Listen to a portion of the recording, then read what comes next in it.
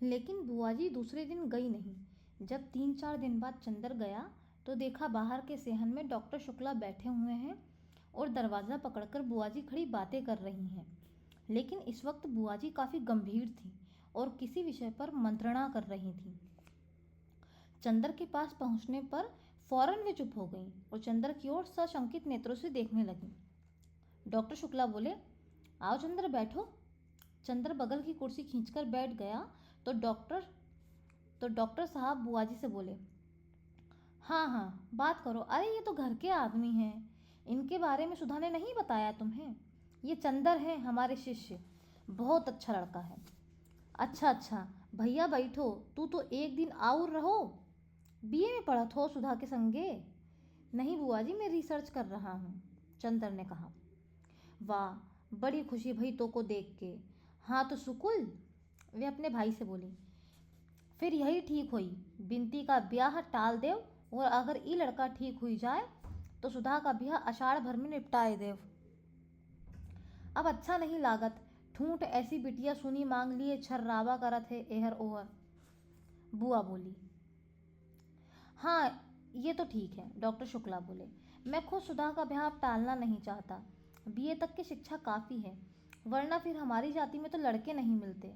लेकिन ये जो लड़का तुम बता रही हो, उनके घर वाले तो कुछ ऐतराज़ नहीं करेंगे। और फिर लड़का तो हमें अच्छा लगा, लेकिन घर वाले पता नहीं कैसे हों। अरे घर वालन से का करे का है तो को, लड़का तो अलग है, अपने आप पढ़ रहा है और लड़की अलग रही है।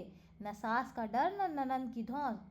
हम पत्री मंगवाए दे थे, मिलवाए ले। डॉक्टर शुक्ला ने स्वीकृति में सर हिला दिया। तो फिर बिनती के बारे में का कहत हूँ, अगहन तक टाल दिया जाए ना? बुआ जी ने पूछा। हाँ हाँ, डॉक्टर शुक्ला ने विचार में डूबे हुए कहा। तो फिर तुम ही इन जूता पिटऊ बड़ नक्कू से कह दियो आए कि कल से हमारी छाती पर मूंग दलत है, बुआ जी ने चंदर की ओर किसी को निर्देशित करते हुए कहा और चली गई। चंदर चुपचाप बैठा था, जाने क्या सोच रहा था।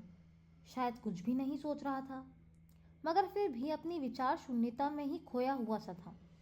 जब डॉक्टर शुक्ला उसकी ओर मुड़े और कहा, चंदर, तो वह एकदम से चौंक गया और जाने किस दुनिया से लौट आया।